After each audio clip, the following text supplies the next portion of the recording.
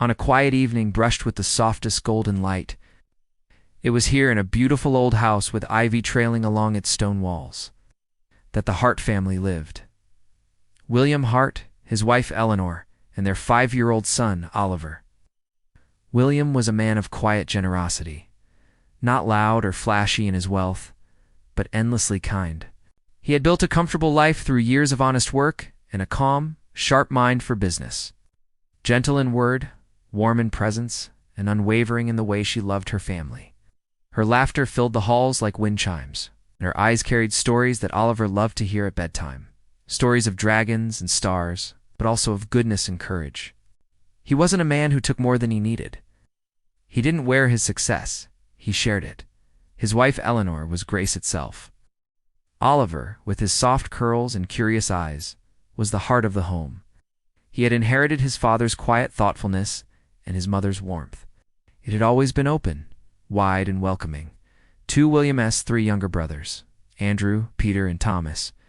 Every day with him felt like a gift wrapped in soft ribbons of joy. The Hart estate was not just home to the 3 of them. They were different from William. Where William had sought stillness and purpose, his brothers often chased comfort without effort. Children's laughter, clinking dishes at dinner, and late-night talks by the fire.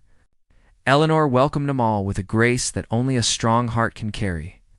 For years they lived as one, not without strain, but held together by William's calming presence. They were men of unfinished plans and borrowed dreams. But William never judged. Instead, he offered space, money, and support. He invited them and their families to live in his home, hoping that stability might guide them toward something better.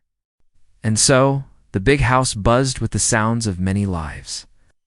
Children's laughter, clinking dishes at dinner, and late-night talks by the fire. Eleanor welcomed them all with a grace that only a strong heart can carry. For years, they lived, as one not without strain but held together by William's calming presence.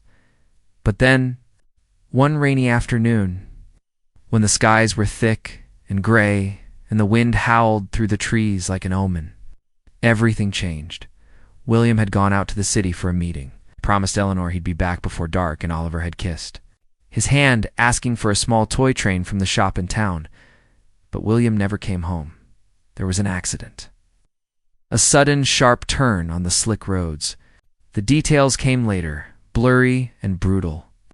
But the truth stood still and clear.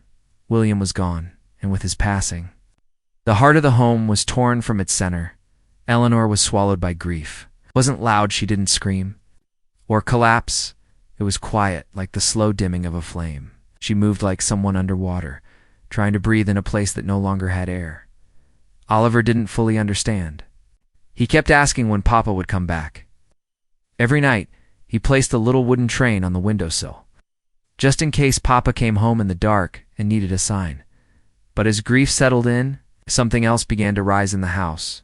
Something colder. Andrew, the eldest of the 3 brothers, had always resented the shadow William cast, even when that shadow had sheltered him. Peter was nervous, insecure, and easily swayed. And Thomas, the youngest, was impulsive, his kindness lost beneath years of quiet jealousy. With William gone, the brothers no longer played the part of grateful guests. Slowly, then suddenly, they took control. It began with small things. Locking doors that were once open, speaking in hushed tones behind Eleanor's back. Then came meetings about financial responsibility, estate management, and restructuring. They told Eleanor that William hadn't left a will a lie. They insisted that the business needed leadership, and that they were the only ones who could handle it. The home, they said, was now theirs by default, and Eleanor, well, she should be grateful for the years she had lived there. Within a month, the unthinkable happened. One evening, after the rain had returned and the trees bent low in sorrow, Eleanor was handed an envelope, a formal notice. She was to leave the estate within a week. There would be no inheritance, no share in the business. It's no claim to the home where Oliver had taken his first steps. They offered no explanation, no warmth, no sense of family, just paper and silence.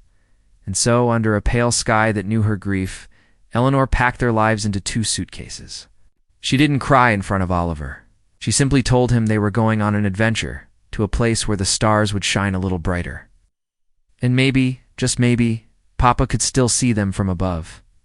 They walked away from the house, with no car, no money, and no idea where they would go. Eleanor held Oliver's hand tightly, her fingers trembling, and though the road ahead was uncertain, her love for her son burned brighter than any light behind them. Far behind them, in the house that once rang with kindness, the brothers shut the door and never looked back. But this is not the end. This is only the beginning, because love, when paired with resilience, becomes the quiet fire that rebuilds a world. In a small, sun-dappled cottage at the edge of a village called Windmere Hollow, the house was old, with creaky steps and uneven floors. But it breathed with a kind of humble peace. Ivy still grew here too, not as grand as the estate's walls, but soft and welcoming, curling around the wooden fence like green lace. This was the place Eleanor and Oliver found after weeks of searching. Moving from shelter to shelter, odd job to odd job, a retired school teacher named Mrs. Marlowe had taken pity on them, offering the cottage for barely any rent. Too quiet for most folk, she had said with a shrug. But Eleanor had smiled for the first time in weeks. Quiet was all she longed for. They moved in with nothing but their clothes, a second-hand kettle, and a little wooden train, Oliver still kept by his bedside. In the beginning, life was hard. Harder than anything Eleanor had ever known. She worked wherever she could, scrubbing kitchens, folding laundry at the village inn, washing dishes in the early morning fog while Oliver sat in the back room, drawing on scraps of paper. Sometimes she took in sewing by candlelight, her fingers aching as the wind howled outside and the fire crackled low in the hearth. But never, not once, did she let bitterness take root. Every night, no matter how tired she was, Eleanor would tuck Oliver and gently brush the hair from his forehead and whisper, "Your father loved you with his whole heart, my darling. You carry the best parts of him. One day, this world will know your light." Oliver, wide-eyed and listening, would nod, his heart quietly storing every word like treasure. Years passed in this way. Gentle, cyclical, and slow, Oliver grew tall, not quickly, but steadily, like a tree finding its strength through wind and soil. He became thoughtful, observant, and unusually kind. He helped his mother with chores without being asked, read every book he could borrow from the library, even if the cover was torn or the words were hard. He listened to people really, listened in a way that made them feel seen. The village loved him at the bakery. He'd carry loaves for Miss Linney without being paid. At the inn, he would read to Mr. Brannigan, who had gone blind. And when winter was cruel, Oliver would chop wood for the older neighbors, whose hands had grown too tired for axes. But inside him, beneath the gentle smiles and quiet generosity, lived a fire. It wasn't angry, didn't rage or roar, but it burned. Steadily, he remembered. He remembered the house, the laughter, the garden, the stone fireplace where he learned to walk. He remembered the morning his father left and never returned. And though his mother never spoke cruelly of his uncles, the memory of being turned away, of being made small and unwanted, had never left him by the time he turned 16. Oliver was already dreaming of more. He wanted to build something not for revenge, but for dignity. For his mother, who had sacrificed everything without complaint. For his father, whose memory still lived in the way Oliver carried himself. And for himself, for the boy who had once stood with a suitcase and a wooden train and watched his home disappear behind him. And so he worked. He studied at night, read business journals instead of novels, and watched how people made choices. What made a man trustworthy? Made a leader. He apprenticed under a local carpenter at first. Then later, a watchmaker, learning patience, precision, and pride in quiet skill. At 20, he left Windmere Hollow with nothing but a backpack and a promise to return with something more. Eleanor cried when he left. Not from sadness, but from a deep, aching pride. "You are your father's son," she whispered, hugging him. "Tightly, and mine too. Go gently, my heart, and grow strong." Oliver moved to the city. The pace was loud and unfamiliar, but he adapted quickly. He worked days and studied nights, lived in shared rooms, ate simple meals, and kept his heart soft, but his vision clear. By he had founded his own small company repairing and customizing old watches, then gradually expanding into design and manufacturing. He wasn't chasing riches, he was building meaning. Every customer mattered. Every detail was personal. His brand Heart Timepieces became known for its elegance, honesty, and the quiet strength behind its story. Investors noticed. Then publications soon. Oliver Hart was a name whispered in boardrooms, but Oliver didn't change. He stayed quiet, focused, rooted in the values his mother had sewn into him like lining in an old coat. When the business turned its first real profit, he didn't celebrate with champagne. He went back to Windmere Hollow. Eleanor had never left the cottage. She said it held too many good memories now to ever feel small. But when Oliver returned, holding a letter in one hand and house keys in the other, her eyes welled with tears. "A proper home, Mum," he said softly. Yours in name. In paper, in peace." It was a modest country house, not far from the one they had once lost. Not extravagant, but warm. It had a wide kitchen window for her to look out while she cooked, a garden that caught the morning light, and a library just down the lane. Eleanor stepped into it slowly, breathing in the scent of pine wood and new paint. And when she turned to Oliver, she whispered, "You've made something beautiful out of broken pieces." But even as he rebuilt the world for his mother, there was still something Oliver had not done. He had never gone back. Not to that house. Not to them. Until one morning, 10 years after he left Windmere, a letter arrived. It was from a solicitor. The estate, the Hart estate, was now in financial ruin. The business William once built had collapsed under mismanagement and debt. Andrew had tried to salvage it with quick, dishonest deals. Peter had withdrawn into silence. Thomas had vanished. They were trying to sell the estate. The name Hart and Brothers was now a shadow of itself. But legally, there were questions. Questions.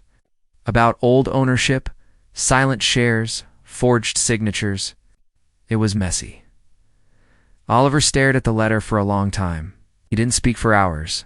Then he folded it carefully, placed it beside a photo of his father, and went for a walk beneath the quiet trees of Windmere. When he returned, he knew what he needed to do, not out of vengeance, not to reclaim what had been lost, but to bring something full circle, to give the past its rightful shape. He hadn't told his mother yet. He didn't want to worry her with legal jargon or the possibility of conflict. Instead, he left a note on the kitchen table that read, "Going to mend something old. I'll be back soon. Love always. Oh."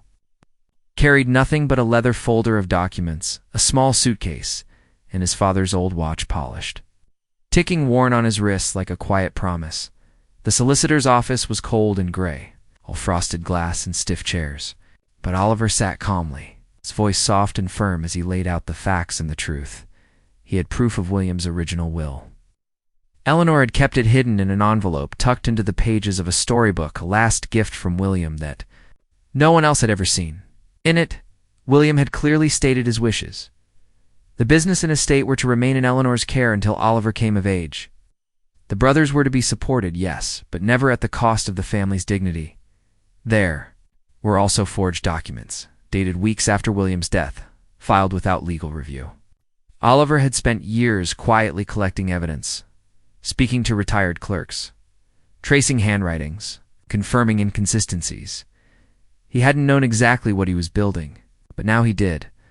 The solicitor blinked at the neatness of it all. "You've done our job for us," he said with a hesitant smile. Oliver only nodded. The legal process took 6 months. There were courtrooms, negotiations, hearings. Andrew, once proud and loud, came in looking smaller than Oliver remembered, worn, bitter, with a tremor in his voice.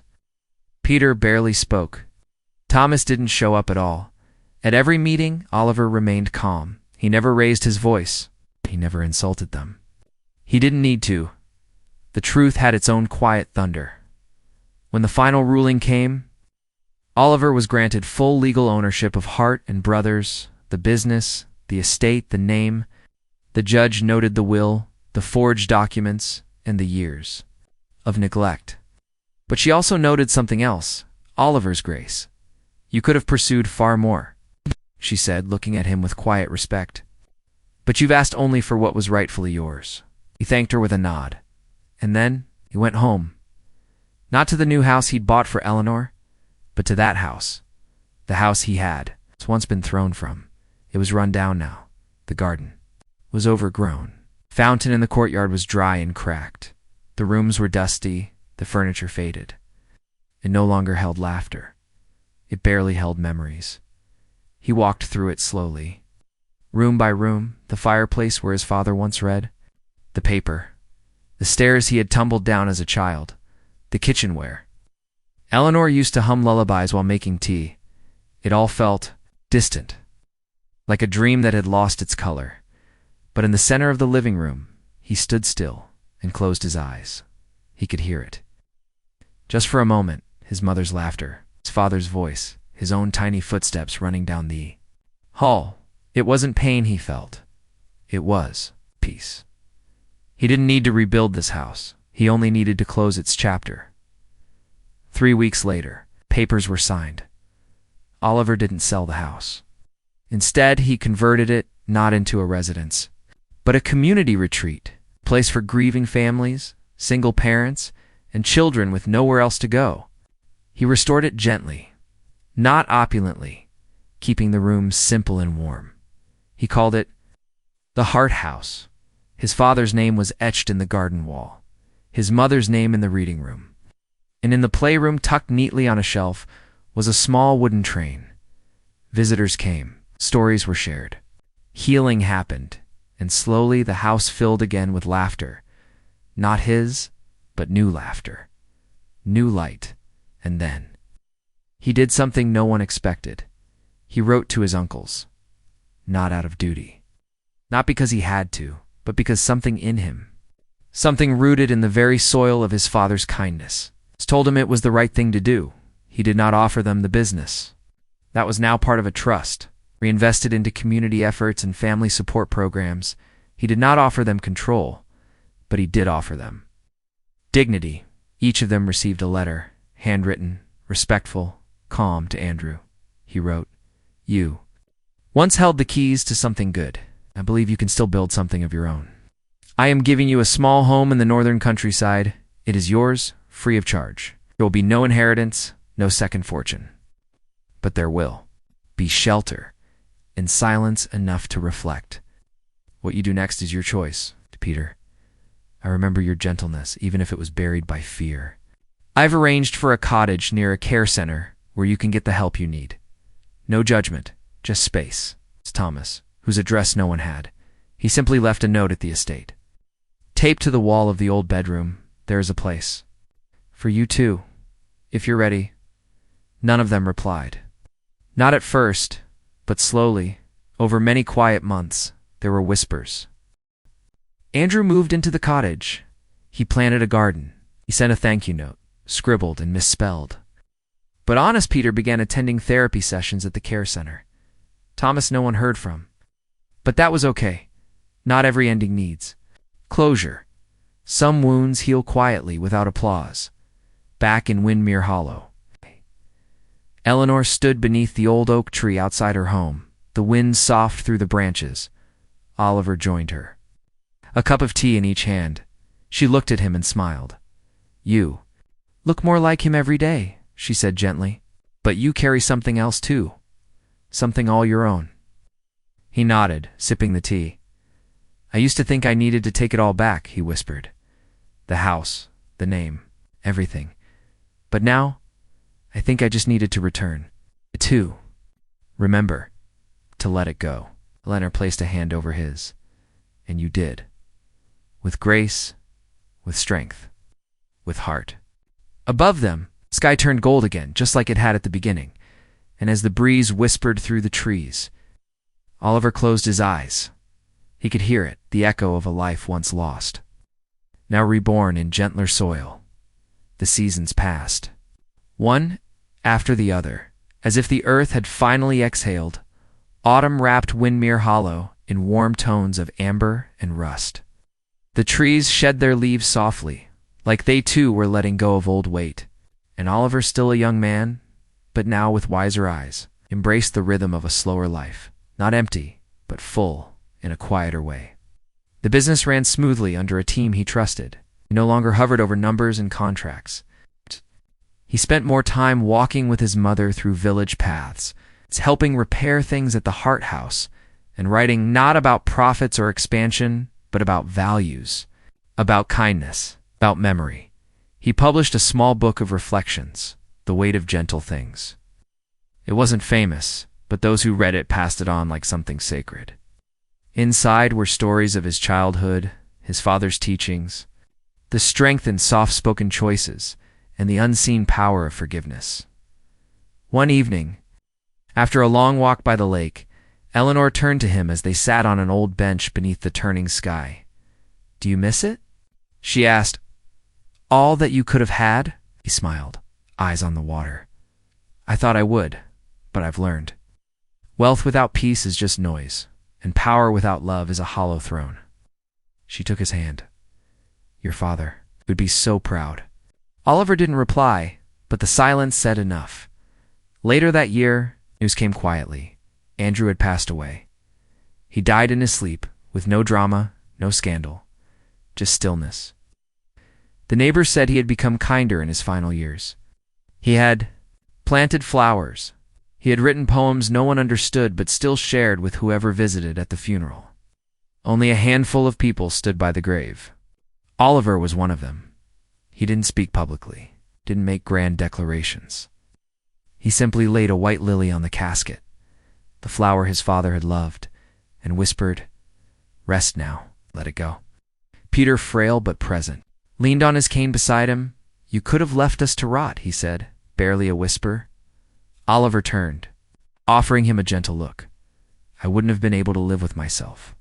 Peter's eyes filled with tears. He nodded, and they stood there for a long time without speaking. After the burial, Peter moved into the Hart House, not as a guest, but as a quiet helper. He tended the garden, folded laundry, read to children. In the sunlit playroom, the others didn't know who he was, just a kind old man who always made sure the windowsills were dusted and the tea was hot. It was enough. Thomas returned. No one expected it.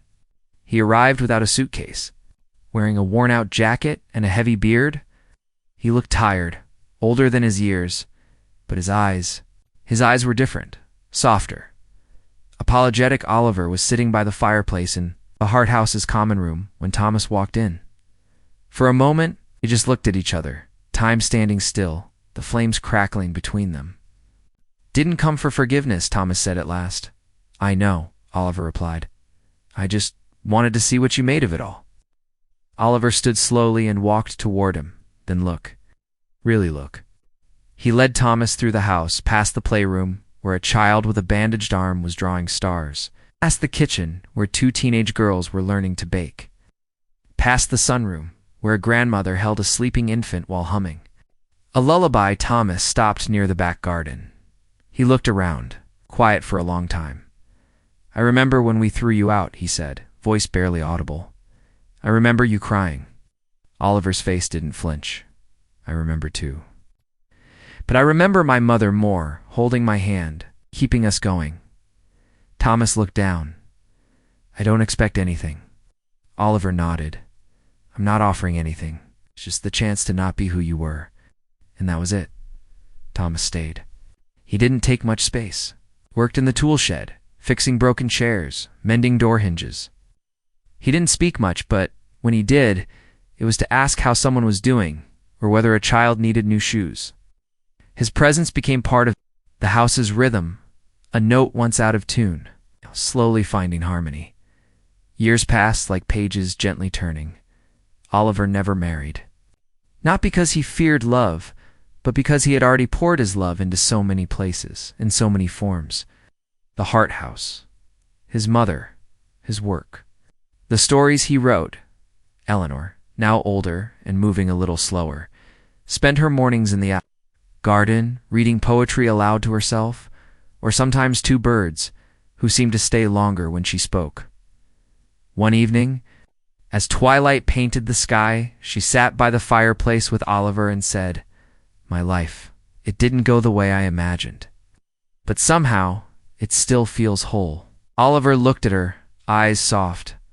That's because you filled the cracks with gold. She tilted her head. Gold. There's a Japanese art, he explained, called kintsugi, where they repair broken pottery with gold. They believe the cracks become the most beautiful part, because they show the history of survival. Eleanor smiled, her eyes wet. Then, I suppose we're golden things now. Oliver laughed gently. Yes, golden and whole. One final winter came. It was soft and quiet, with snow falling like whispered dreams. And one morning, Eleanor didn't wake up. She had passed peacefully. A book open on her chest, and a smile, the faintest trace, still on her lips. Oliver didn't cry right away. He simply sat beside her, took her hand, and whispered, "Thank you for teaching me how to live." The village mourned. The children cried. The Hart house held a small ceremony, not grand, but tender. Her ashes were scattered beneath the oak tree, where the wind always sounded like lullabies. And after everyone left, Oliver stayed behind. He knelt beside the roots and placed the little wooden train there. She never stopped believing, he whispered, in me, in this.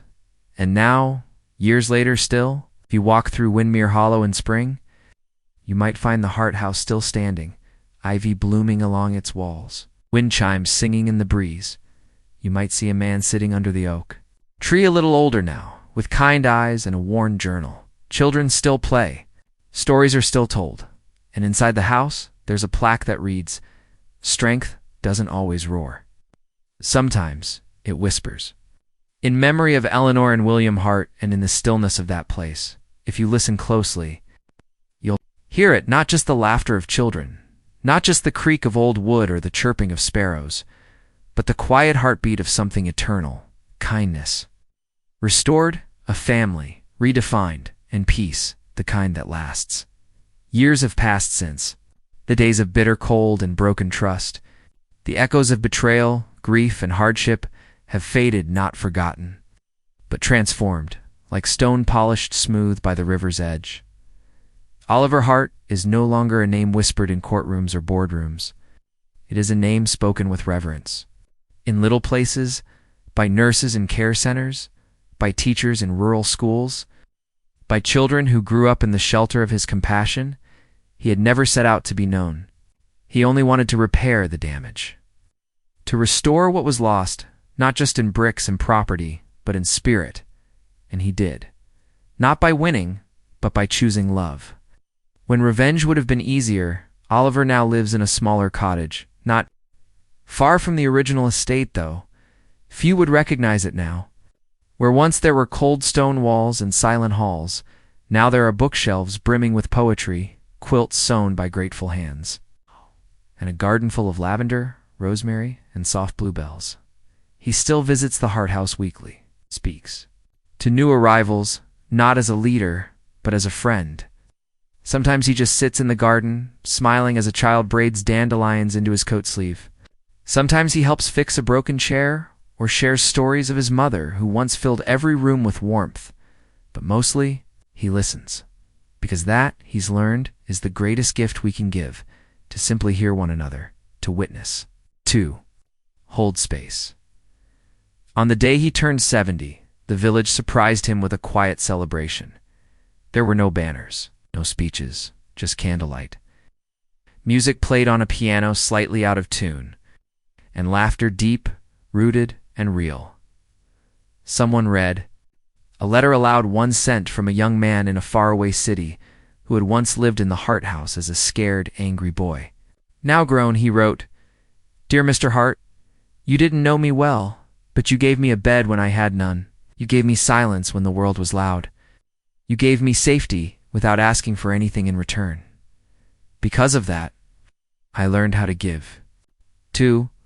Oliver sat quietly through it all, hands folded, heart full. And as the night wound down, he stood only once to speak. His voice was soft, like always, like always. "I've learned," he said, "that we are not measured by what we keep, but by what we leave behind. Not in wealth, but in love, but in goodness. And courage passed down quietly from one life to the next. There was a silence after he spoke, the kind that wraps around a room like a blanket. And in that stillness, something sacred settled. He went home late that night beneath a sky scattered with stars. The wind was cool and clean, the moon high and patient, and inside his cottage, he lit a single candle, sat by the window, and opened his father's old journal, one he had found tucked in the back of a drawer so many years ago. Its pages were weathered, the ink faded in places, but one passage always stood out, scrawled in William's heart's steady hand. "If I leave nothing else behind, let my son know this.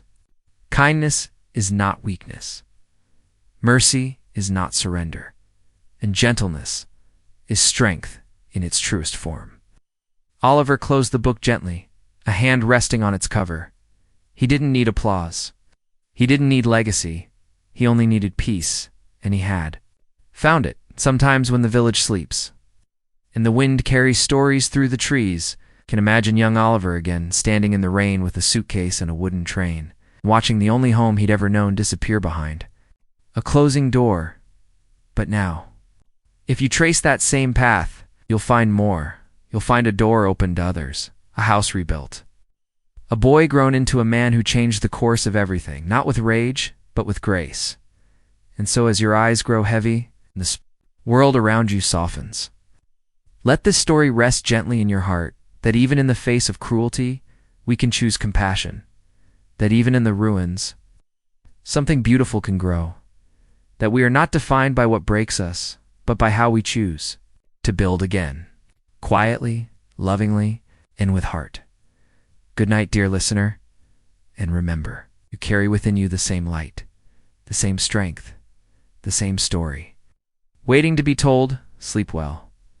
A girl named Clara. She arrived at the Hart House one rainy afternoon, the kind of day where the clouds seemed heavy with their own sorrow. Clara was 12, with eyes too old for her face, and a silence that didn't come from shyness, but from something deeper. She had been sent from the city.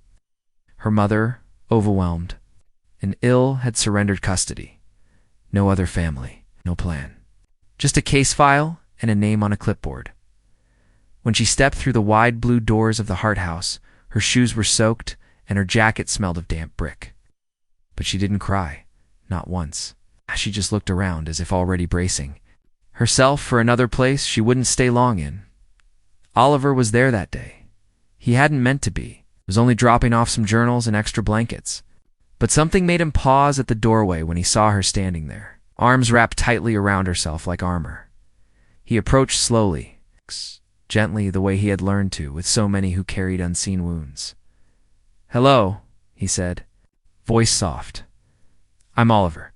She looked up at him, eyes sharp and uncertain. "You live here?" she asked. He smiled. "Not anymore. But this place used to be my home." She said nothing, but her head tilted, the tiniest flicker of interest. Oliver pointed toward the back garden. "Would you like to see where the sunflowers grow?" She hesitated, then nodded once. They walked in silence. The rain had slowed to a drizzle, and water glistened on the leaves like tiny diamonds. The garden was quiet, not perfectly manicured, but real, growing, alive. "They don't always bloom," Oliver said, kneeling beside one tall stalk. "Sometimes they struggle, but when the time's right, they always turn toward the sun." Clara stared at the flowers. Then, in the smallest voice, asked, "Do you think people can do that too?" He looked at her for a long moment, then nodded. "I know they can." Clara stayed, and over time, like many before her, she began to soften.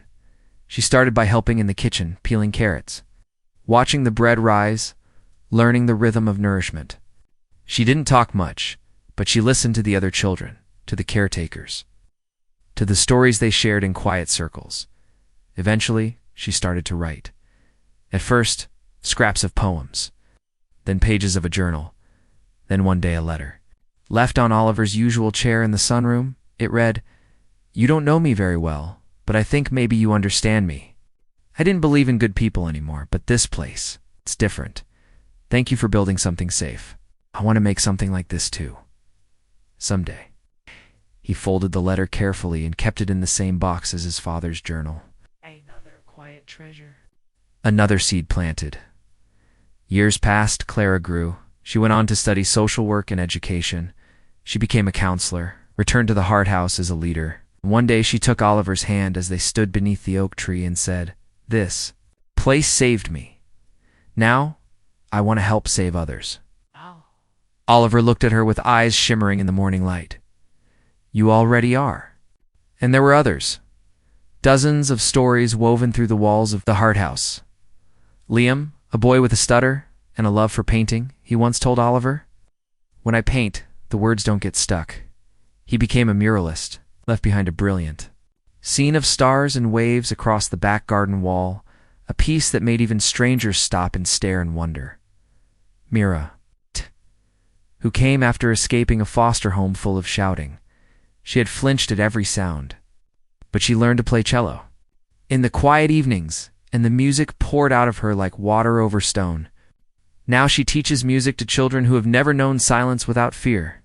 And Jamie, the boy who broke every rule in the book, who ran away 3 times, who finally one snowy night broke down sobbing in the kitchen, whispering, "I just didn't think anyone would wait for me." Oliver had been there then too, simply sitting across from him, sharing warm bread and time. These lives, these souls, they weren't statistics, they were stories. And this was the legacy Oliver Hart had built. Not a business empire, not a fortune carved in marble, but a circle of healing, one that kept growing. Because when a person chooses love quietly and consistently, the world responds. Not always loudly, but always. As evening falls now and dusk settles like a velvet shawl over the rooftops. Oliver still walks the gardens, sometimes slow, steady, present. He touches the ivy climbing the walls. He smiles at the lights flickering in the windows. He pauses by the wooden train in the glass case by the entrance, a symbol of where it all began. And somewhere in the breeze, in the rustle of leaves, in the quiet breathing of the house, you can almost hear his parents. Not their voices exactly, but the feeling of them wrapped around every moment of grace. The wind grows gentle, the stars begin to blink awake, and you, your listener, are safe here too. In the arms of this story, in the comfort of its stillness, you are part of it now. A witness to kindness passed like a lantern, hand to hand, across darkness, across time. So let yourself rest. You've wandered with us this far, and there is more to come, but for now, just breathe. The night is kind, and you are not alone. It came on a spring morning, tucked inside an envelope, the color of faded parchment, addressed in a careful, unfamiliar hand. Oliver had long since stopped expecting anything personal in the mail. Most letters were now about the foundation, funding requests, invitations to speak. But this was different. He sat by the window, the light soft against the curtains, and gently opened it. Inside was a note. "Dear Mr. Hart, you don't know me. My name is Emily Ashfield. My grandfather was Thomas Hart. He passed away last year quietly, alone. But before he did, he gave me a journal. In it, he wrote about you, about the Hart House, about everything that happened when he and his brothers were younger, what they did to you and your mother. He called it the shame I'll never outrun, but also the mercy that changed my bones. I'm writing because I just needed you to know that he changed. Maybe not quickly, maybe not perfectly, but he changed because of you. And I grew up believing that people could become more than their worst moments because of the stories he told me about you. Thank you. I think he loved you, in the end, just didn't know how to say it. Sincerely, Emily Oliver." Folded the letter with trembling hands. He didn't cry, but his eyes stung in that way that comes when something locked up for years is finally set free. He stood, walked to the old bookshelf, and placed the letter next to his father's journal, his mother's recipe cards, and the tiny wooden train. A little archive of love, loss, and healing. Then he sat in the sun and whispered aloud, "You kept your promise, Uncle." Later that week, Emily came to visit. She looked nothing like Thomas, save for a softness in the eyes that reminded Oliver of a time long gone. She brought a satchel full of drawings, rough sketches, and ink washes, each one a visual story. Homes, gardens, safe spaces. "I'm an architect," she explained, smiling shyly, "but not for cities. I want to build places where people rest, places that feel like someone was thinking of them when they were made." Oliver's heart warmed, and over cups of tea and long walks through Windmere Hollow, they dreamed together. She told him of her hopes, a network of homes inspired by the Hart House, smaller, regional, intimate, a haven in every corner of the country for those who needed a second chance or a first beginning. And Oliver, now older, hands slower but heart still burning, offered her everything she needed: funding, guidance, a name. Together, they called it the Heartlight Project. Within 2 years, the first Heartlight home opened in a quiet town by the sea. It was bright and warm and built like a hug. Like a hug. Each room had a window. Each kitchen had a place to gather. Each child had a hand-stitched blanket and a shelf of bedtime books.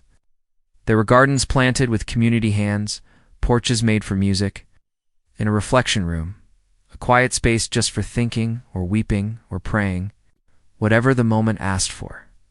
And on the wall above every entrance, painted by local artists in different ways, were 5 simple words: "You are safe here now." Oliver visited every Heartlight home that opened. He no longer wore suits, just soft sweaters and corduroy jackets. He was greeted like a grandfather everywhere he went. Children called him Mr. O. Teenagers walked with him and told him secrets they had never spoken aloud, and everywhere he went, planted a sunflower seed, because he still believed. In the miracle of light after darkness, one summer evening, Clara returned to Windmere Hollow. To host a gathering at the Hart House, it wasn't for donors or press. It was for the ones who had lived there, grown, healed, and left. They came from all over. Dozens, maybe hundreds. There were toddlers now born to the once lost. There were couples holding hands, friends who hadn't seen each other in years. A patchwork of survival sewn into one joyful tapestry. And when Oliver arrived, they all rose to their feet. He tried to wave them off, embarrassed, but they wouldn't. "Sit." Clara stood beside him, took his hand and whispered, "We're standing for the roots." That night, under string lights and moon glow, they shared stories of how they'd survived, of who had held them when things were too heavy, of how they'd found home sometimes for the first time. No stage, no microphone. Just truth. And at the end, a small boy asked, "Mr. O, are you magic?" Oliver laughed. A full, rich sound. "No, my boy," he said, "but I believe in it, and the kind that grows slowly, the kind made of love." Now, as another night settles in, and you rest here with us in this story, let the quiet wrap around you like a blanket. Let the lanterns of kindness flicker softly in your chest. Oliver Hart, in his later years, moved with deliberate grace, not because he was weak, but because he had learned the art of presence. His footsteps were quiet, his hands gentler still, and his words fewer, yet fuller. He no longer felt the need to explain himself. He was himself. The village of Windmere Hollow had come to see him not as a man of business, or even as the founder of the Hart House, but as something gentler, something like a lighthouse, a soul who simply stood still and offered light. Without asking for anything in return, each day began the same.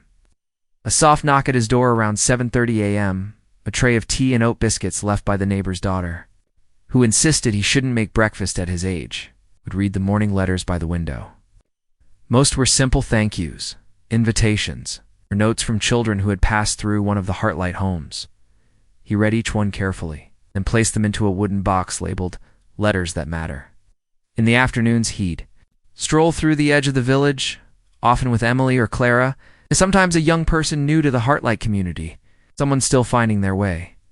He didn't offer advice, he simply listened, and people spoke to him not out of obligation, but because in his presence it felt safe to do so, like talking to a very old tree that had weathered every kind of storm and was still standing one day. A boy named Theo arrived in Windmere Hollow, 17 years old. Tired eyes, thin wrists, a long wandering past. He had run from 3 homes. In his many years, he didn't trust kindness. He thought it was a trap. Every adult he'd known had either abandoned or hurt him. The Heartlight counselor had sent him for a change of environment. A gentle village might give his nervous system a chance to breathe. She said Theo didn't believe in villages. He believed in survival, and yet, on his first day in Windmere Hollow, as he wandered down a narrow path between hedges and wildflowers, he saw an old man sitting on a bench, feeding the birds with torn pieces of biscuit. They made eye contact. Oliver offered him a nod. No words. No welcome. Just a quiet moment of acknowledgement. Theo sat down, not beside him, but at the edge of the garden wall, arms crossed, ready to run. "You don't talk much," Theo muttered after a while. Oliver glanced at him and smiled. "I find the world says more when I don't interrupt it." Theo blinked. "That's weird." Oliver chuckled. "Probably." Silence again, but softer. Somehow, over the weeks that followed, Theo kept returning. Sometimes he brought questions. Sometimes just a sigh. Oliver never pried. He simply let the space be what it was. Eventually, Theo began talking about his mother who disappeared, about his foster father who yelled too loud and loved too little, about the homes where he had to sleep with shoes on, just in case. One day, sitting beneath the big elm tree outside the bakery, Theo asked, "Why do you care what happens to all of us? You're old. You've done your part. Why not just, I don't know, enjoy your quiet life?" Oliver tilted his head thoughtfully. "I am enjoying it. You're part of it." Theo blinked. Oliver went on, "Some people build empires. Others build fences. I chose to build people. It's slower, but the structures last longer." Theo looked away quickly, but his throat tightened. He didn't come back the next day, or the one after. But on the 3rd day, a note was tucked under Oliver's porch mat, I think maybe. "I want to be one of those structures. I don't know how, but I'm tired of being rubble." Oliver smiled when he read it. Then he walked to his bookshelf, pulled out an old envelope, and wrote 5 words. "You already are. Come home." Theo did. He stayed, and slowly he healed, not into perfection, but into wholeness. He became one of the first residents to co-lead a Heartlight mentorship program. He trained in counseling. And years later, when Oliver could no longer travel easily, it was Theo who carried his voice, reading his letters aloud at new Heartlight home openings, telling his story to strangers who had only ever heard his name, whispered like a blessing. Oliver's body aged, but his soul remained clear. Like a lake that had settled, he began spending more time writing. Not books for shelves, but letters for the future. One to Clara, titled "For the Day You Think You Can't Carry It Anymore." One to Emily, for the first home you build that falls apart. One to Theo, for the day you become a father. Even if it's just in spirit. Each letter ended the same: lead gently, love louder, and rest always in the light. On his last birthday, his 88th, the village held a candle walk. No speeches, no celebration, just each person holding a small light and walking in silence. Down the village road, children, parents, teenagers, elders, visitors, residents, hundreds of soft lights glowing in the dusk, and in front of his home. Oliver stepped out to see them. He didn't speak, just placed his hand on his heart and smiled. One by one, they passed by and gently whispered, "Thank you, thank you, thank you." Ow. And in the hush that followed, the whole world seemed to exhale. Oliver's hands, though weaker now, still touched the soil every morning. He would trace the curve of a leaf, nudge a sprouting bud into sunlight, or simply sit with his palms open against the warm earth. Like a prayer he didn't need to speak. It was here that he first felt it, not pain, not fear, but the gentle approach of something else, the way you know. Deep in your bones that a season is turning, he wasn't afraid, because Oliver had never lived in fear. He had lived in meaning. One cool afternoon, Clara arrived early with a thermos of tea and a journal full of notes. She sat beside him on the garden bench, the wind tugging lightly at her sleeves. They had done this often over the years. No agenda, just shared space. But today, Oliver seemed quieter than usual, not tired, just not. Clara glanced at him, sensing the shift. "You've been thinking," she said softly. He smiled. "I always am," he replied, "but lately, I'm not thinking ahead anymore. I'm thinking around, remembering, re-seeing, like my memories are blooming all over." Again, Clara looked down at her hands. "I don't want you to leave." Oliver nodded, understanding. "I'm not leaving," he said. "Just stepping into the part of the garden you can't see from here." Clara's eyes shimmered. "I don't know if I can do all this without you." Oliver turned to her, his gaze as clear as moonlight. "You already are, and more." Reached into his coat and pulled out a small cloth pouch, placing it in her hand. Inside was a key, old, worn, familiar. "This was my father's," he said, "and mine. Now it's yours. For the house, for the name, for the heart of it all." Clara looked down, her tears silent. "I'll carry it," she whispered. "I know," he said, "and when you can't, someone else will." That's the beauty of how we built this. That evening, Oliver wrote his final journal entry. I used. To think a life was measured in achievements, then I thought it was measured in healing. Now I believe it's measured in echoes. The way your kindness carries long after you're gone, I've had more than a life. I've had a legacy of gentleness. And if there is anything after this, I hope it feels like a garden. Feels like a garden, where I'll wait till the people I love come walking back through the light. He signed it with a simple O.H. the next morning. The sun rose slow and golden. The Hart house was quiet, wrapped in the hush of early dew, and Oliver was gone. He had passed in his sleep peacefully, his hand resting over his chest as though protecting something tender inside. When Clara entered his cottage, she didn't weep loudly. She just knelt by the bed and whispered, "Thank you for staying as long as you did." News spread gently. No headlines, no great morning, just lanterns lit on windowsills. Children drawing sunflowers in chalk along the cobbled roads.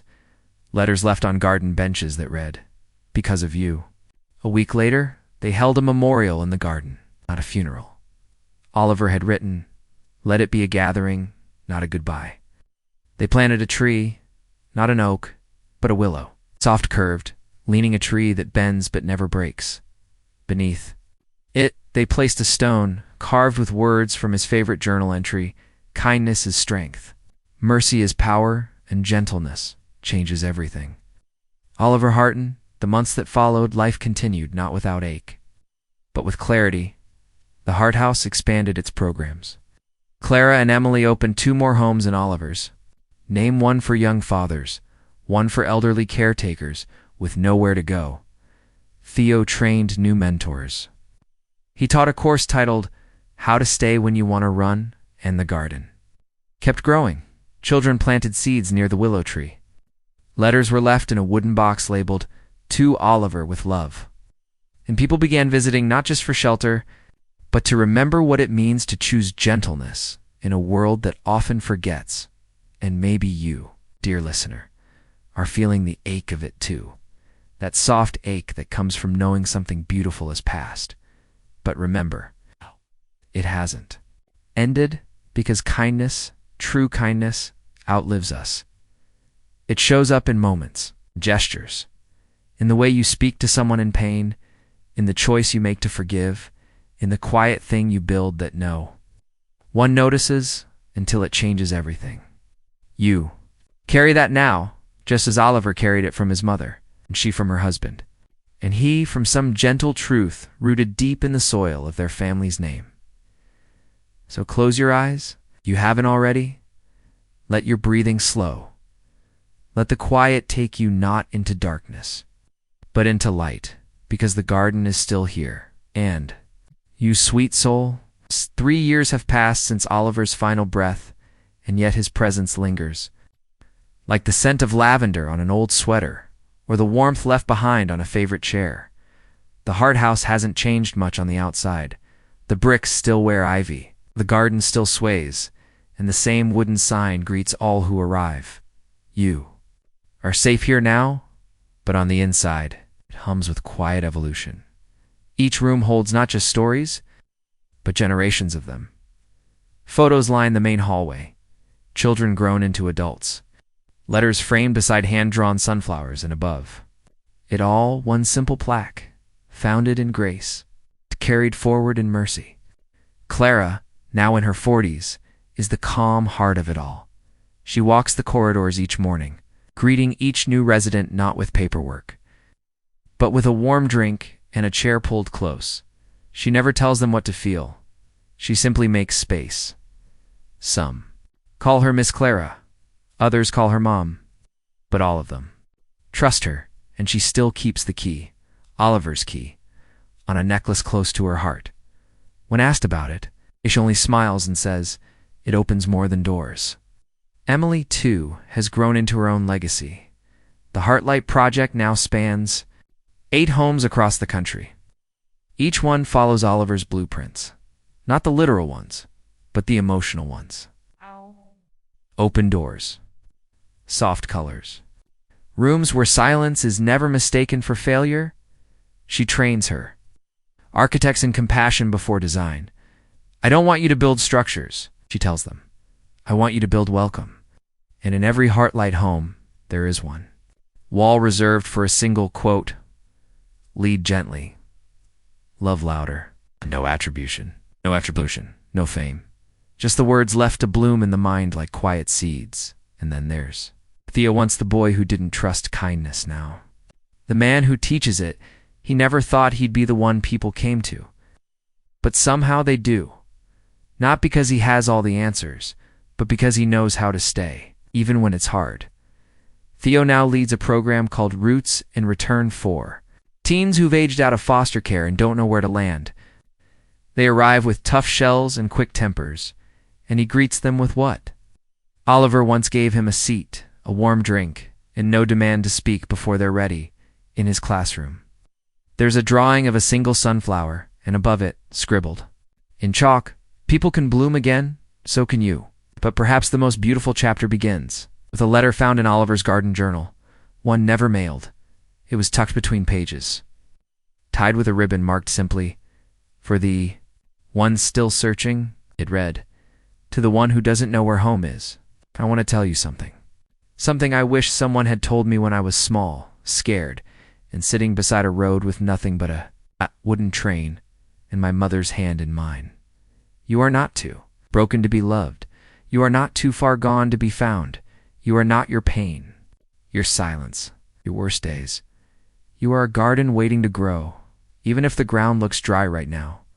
Stay just a little longer. The light will come, I promise. And when it does, open the window, let it in. With love that will never run out, O.H. they." Framed it, not behind glass, but between linen. Soft, touchable, a living reminder. And now, every new resident at the Heart House is given a copy in their welcome bag, folded carefully, placed beside a small seed packet. Sunflower seeds, you see. In the end, Oliver's story never truly ended, because the story was never his alone. It was his mother's, too, and his father's. And the children who stayed, healed, and later carried the light forward, it was yours, too, the moment you chose to keep listening. And now, here in the softness of night, the quiet between your breaths, it begins once more. The gates of the old Hart family estate. For years, the original house, once a monument of grandeur, betrayal, and sorrow, had been left untouched. Not abandoned, but held at a distance. It's a kind of place that holds too many memories for anyone to walk through it easily. But time, as it always does, softened the edges, and one morning, Clara, Emily, and Theo stood together before the rusted gates, keys in hand, hearts steady. It was time not to erase the past, but to reclaim it, to walk back through the grief not with fear, but with love. The house was quiet inside. Dust gathered in corners. Light filtered through thin curtains like silk dot. In the study, the desk still stood. Oliver's father, William, had once kept journals here. There was still a faint scent of cedar, a feeling of memory so thick it hummed in the silence. They didn't speak much as they walked. They touched the walls. They sat on the stairs. Theo ran a hand along the banister and whispered, "This is where he stood the day they told him to leave." Clara nodded, and still he came back in his own way. Not to this house, but to all the others. Opened the cellar door. He peeked into the attic, and in the far room, the smallest one near the back garden, they found it. A faded wooden box, covered in linen, wrapped in a ribbon that had long since lost its color. Inside were photographs. Oliver, as a child, his mother, smiling, his father, tall and steady. One of the three brothers, young, laughing, unguarded, and a note at Oliver's hand. Asterisk, if you find these, you've come far. This house does not hold who we are. It only held a chapter. Forgive. Keep writing. Asterisk, they closed the box slowly. Then Theo, after a long silence, said, "Let's not tear it down." Clara turned to him. "You want to keep it?" He nodded, but not as a monument, as a mirror. And that's what they did. The Hart estate became something new, not a museum, not a house, but a center, a place called the turning room, a home.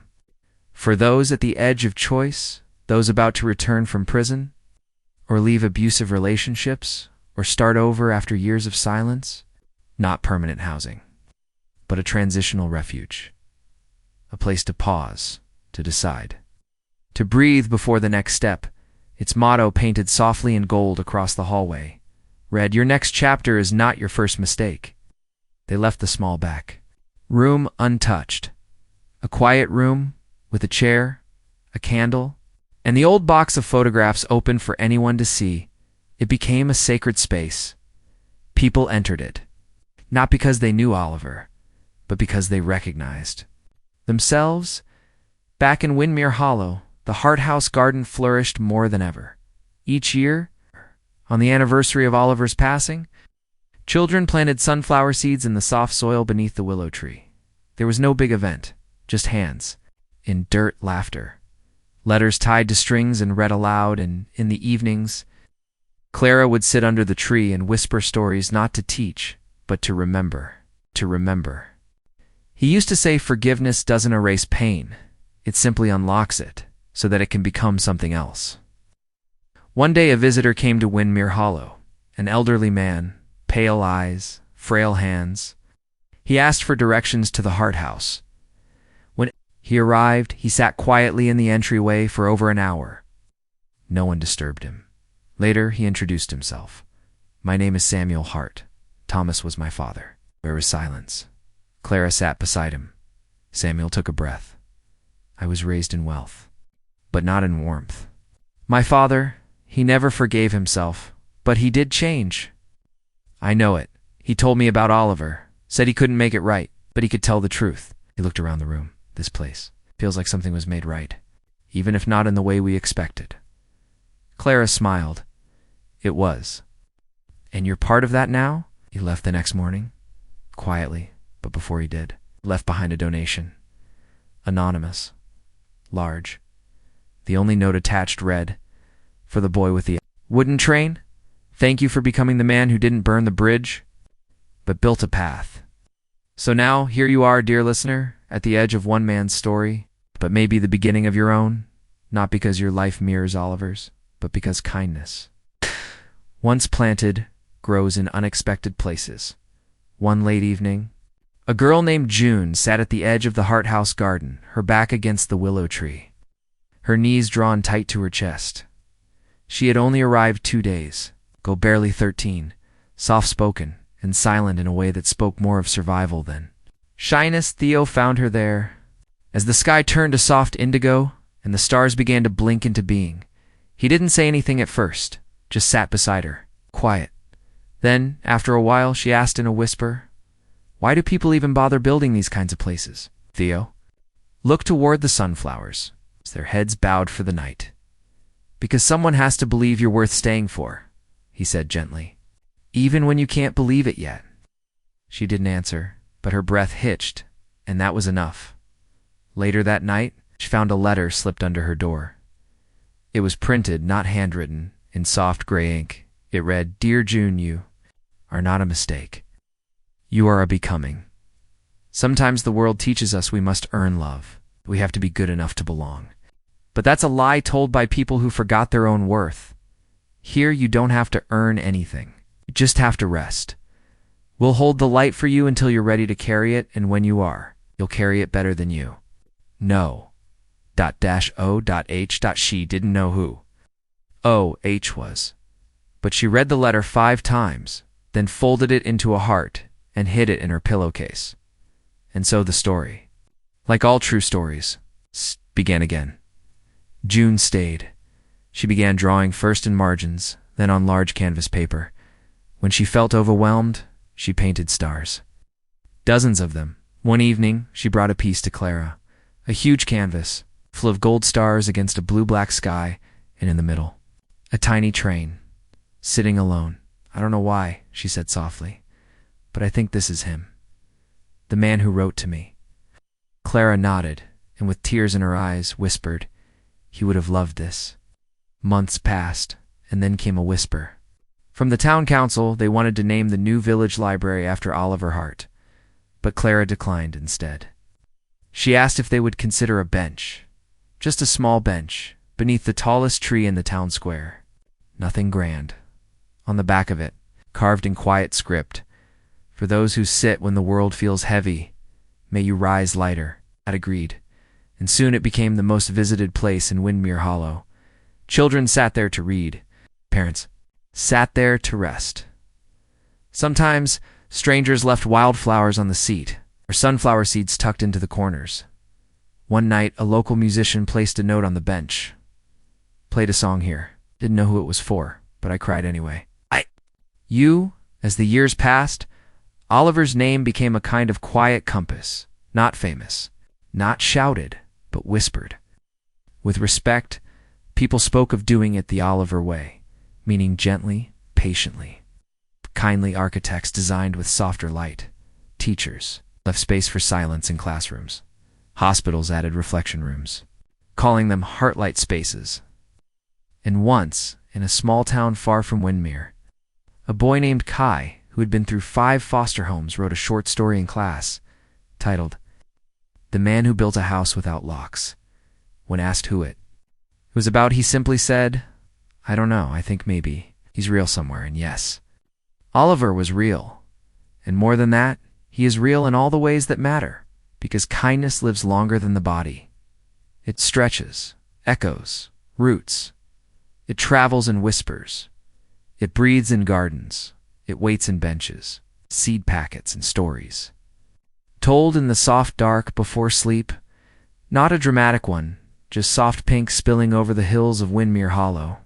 Birds waking in the distance. It's a kind of light that doesn't announce itself, but simply arrives, and beneath it, the world. Moves on, not forgetting, but carrying. That's how Oliver would have wanted it. Not a world obsessed with his memory, but one shaped by it. Softened by it, strengthened by it, and it had been Clara walked through the garden in the early morning.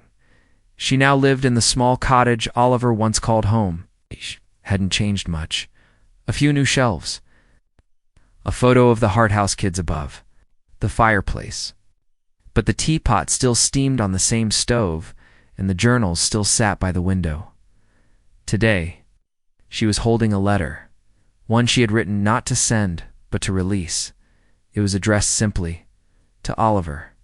She sat beneath the willow tree, where the sunlight hit just right, and read it aloud. "Dear Oliver, you once told me the world grows best when we're not trying to be anything but kind.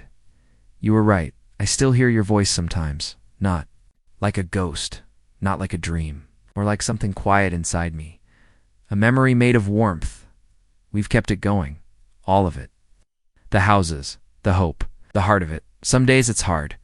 But I remember how you smiled on the days it was hard for you, not because it wasn't heavy, but because you believed we were still worth carrying. Thank you for showing me that love is not a promise kept with words, but with presence, you." stayed long enough for all of us to learn how, and we're still learning. But we're not afraid anymore? Sleep well, old friend. You're still growing here. Always, Clara. She folded the letter gently and buried it beneath the sunflower bed. No plaque. No ceremony. Just a farewell that bloomed. Elsewhere, Emily stood before the foundation stone of a new Heartlight home. This one would be different, not a refuge, but a school. A place where children who had experienced trauma could learn, not just academically, but emotionally. A space where rest was as important as grades. Where each classroom had a reading nook, and each teacher was trained in grace. The name, the Heartlight School for Gentle Futures. She placed the first stone in the ground, then stepped back, and whispered, "This one's yours too, Oliver." Theo, older now, had begun writing his memoir, though he called it something else. A bridge called Mercy.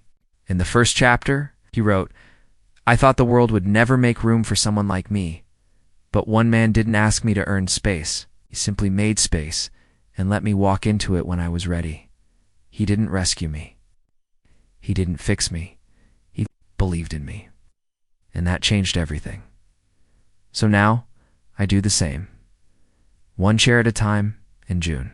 She stayed. She grew. She became an artist. Murals, mostly. Big walls, out quiet towns. On the side of a shelter in the north, she painted her largest piece yet. A child holding a lantern, standing at the edge of a wide path made of golden stars. Above it, the words, "Kindness built this road, you just have to walk it." When asked who inspired the piece, she only smiled and said, "He was the first person who ever told me I didn't have to be afraid of love." The world moved forward, not without struggle, not without sorrow, but never again without hope, because Oliver had proven that one life, rooted in compassion, could ripple outward into forever. And now, as you lie here, eyes heavy, breath slow, it begins. With a single light, the kind you barely notice at first. A lantern in fog. A candle left burning in the window.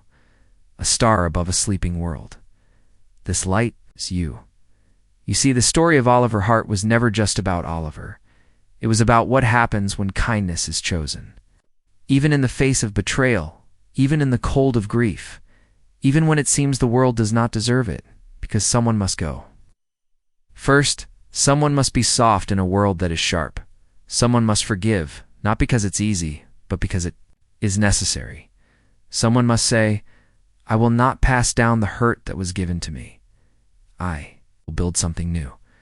I will be the place where pain ends and gentleness begins." That was Oliver. There is a bench in a village somewhere, under a tree, that bows in the wind, and on that bench, carved in gentle script, are words just for you. May you rise lighter. And perhaps in that moment you will feel something, a warmth in your chest, a softness in your eyes, a name whispered like a blessing. It's not needing to be remembered because the goodness already was. Oliver, so now, dear one, lie back, let go. Let the garden return in your mind, the rustle of leaves, the scent of earth, the hush of evening stars. Let your body soften, let your breath drift. Let sleep take you gently. You are safe here. You are part of something good, something lasting, something soft and sacred.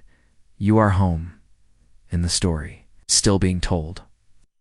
Every time someone chooses mercy over revenge, every time someone lights a candle and leaves it in the window for someone who is still lost, every time someone, like you, simply stays.